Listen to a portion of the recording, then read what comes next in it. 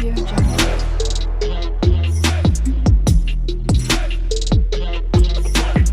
Audio Jungle. अस्सलाम वालेकुम friends, welcome back to my channel. कैसे हैं आप लोग? उम्मीद करती हूँ आप लोग अच्छे हों। ये है अलविदा जुमा का व्लॉग और आज सब 27वीं शब कद्र भी थी, तो हम लोग ने सारी रात इबादत करी। फिर यहाँ मैं हम लोगों के लिए सहरी प्रिपेयर कर रही थी और यहाँ मैं अम्मी की हेल्प भी कर रही थी। और ये सुनिए मस्जिद में कितनी अच्छी नात पढ़ रहे हैं।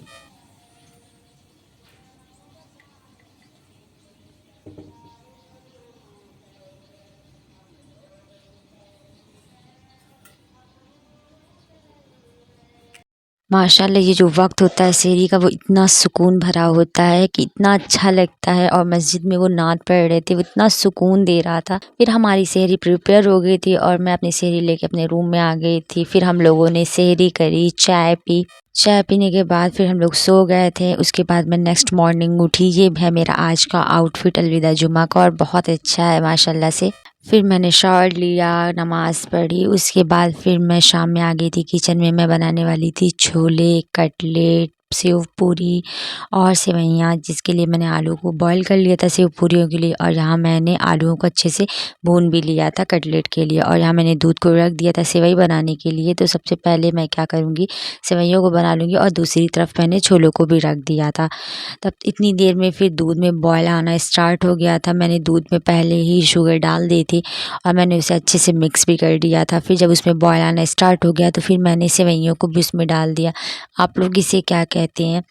फिर उसके बाद सेवइयों को डालने के बाद इसको मैंने अच्छे से मिक्स किया। मिक्स करने के बाद मैंने इसको 2 से 3 मिनट तक कुक किया। कुक करने के बाद फिर मैंने इसे छोड़ दिया। फिर वो जितना भी एक्स्ट्रा वो होता है ना दूध, वो सब एब्ज़ॉर्ब कर लेता और बहुत अच्छी सेवइयाँ बनती हैं। इतनी देर में फिर हमारी सेवइयाँ रेडी हो चुकी थी और मेरे उसके छोले भी बाद फिर बिल्कुल मैंने रेडी हो यहाँ चुके थे। आलूओं को भी कट कर लिया था सेव पूरी के लिए और मैंने धनिया पत्तों को भी कट कर लिया था। और यहाँ मेरे आलू भी बिल्कुल रेडी थे, तो इसमें भी मैंने थोड़े से धनिया पत्ते डाल दिए थे। फिर यहाँ पापा लेकर आए थे सारी होती है ना सहरी की चीज़ें। ये बटर था, आप लोग इसे क्या बोलते हैं? हम लोग तो बटर ही बोलते हैं। ये खारी थी, ये इतनी बड़ी सी पाव थी, कितनी बड़ी लग रही है ना। और फिर मैंने आज घाटी भी बना ली थी, जो मेरी बची हुई थी स्टफिंग, उसे घाटी बना ली थी। और मैंने यहाँ बना लिए थे अपनी कटलेट्स भी। और यहाँ मैंने ग्रीन चटनी भी बना ली थी, जो इसमें जाने वाली थी सेव पूरियों में। तो फिर हम लोगों ने सारी प्रिपरेशन कर ली थी। उसके बाद मैं जल्दी से सेव पूरियों को असेंबल करने के लिए निकाल रही थी प्लेट्स में। मैंने तो बताया है कि असेंबल कैसे करते हैं। तो मैंने सारी पूड़ियों को 4 प्लेट में असेंबल कर दिया और दूसरी तरफ मैं जल्दी जल्दी घाटियों को भी फ्राई कर रही थी, क्योंकि अजान का बिल्कुल वक्त हो चुका था। उसके बाद मेरी घाटियाँ जब फ्राई हो गई तो फिर मैंने कटलेट्स को भी फ्राई कर लिया। कटलेट्स को फ्राई करने के बाद मैंने थोड़ी सी मूंगफलियों को भी फ्राई कर लिया, जो मेरी सेव पूरी में जाने वाली थी। और ये पापड़ जो हम लोग लेकर आए थे ना जब मार्केट गए थे तकियत तब, और ये सारे मसाले भी तभी थे, सब 20-20 रुपए के थे। तो अम्मी बोल रही थी ये पापड़ ट्राई करो कैसा है। और ये देखिए पोस्ता दाना कितना ज़्यादा है ना 20 रुपए में, और क्वालिटी भी अच्छी है, ख़राब नहीं है। अगर आप लोग तकिया जाते हैं तो इस आंटी से ज़रूर शॉपिंग करिएगा, ये सामान बहुत अच्छा देती हैं। तो हम लोग पापड़ को जा रहे थे ट्राई करने। अम्मी ने बोला कि अगर अच्छा होगा तो लेकर आएंगे। मैंने छोटी छोटी पीसेस कर दी थी। पापड़ अच्छे थे, बस ये है कि उसकी साइज़ बहुत बड़ी नहीं हो रही थी। और दूसरी तरफ मैं असेंबल कर रही थी अपनी सेव पूरियों को, और मैंने ऊपर से बारीक वाली सेव भी डाल दी, धनिया पत्ते डाल दिए, मूंगफली डाल दी और मेरी सेव बिल्कुल रेडी हो चुकी थी। इतनी में अज़ान का वक्त हो गया था। हम लोगों ने दस्तरख़्वान सेट किया और अल्हम्दुलिल्लाह ये हमारी दस्तरख़्वान थी।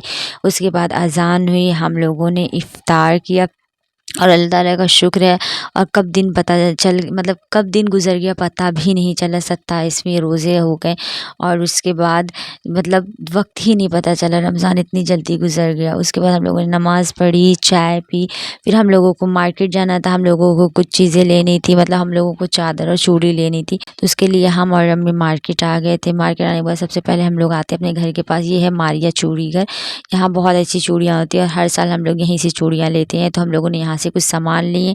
उसके बाद चादर की दुकान बंद हो चुकी थी। तो ये था मेरा आज का व्लॉग। आई होप आप लोगों को मेरा व्लॉग अच्छा लगा होगा। अगर अच्छा लगा है तो मेरे चैनल को लाइक, सब्सक्राइब, शेयर, कमेंट ज़रूर करें। मिलते हैं नेक्स्ट व्लॉग में, तब तक के लिए अल्लाह हाफिज़।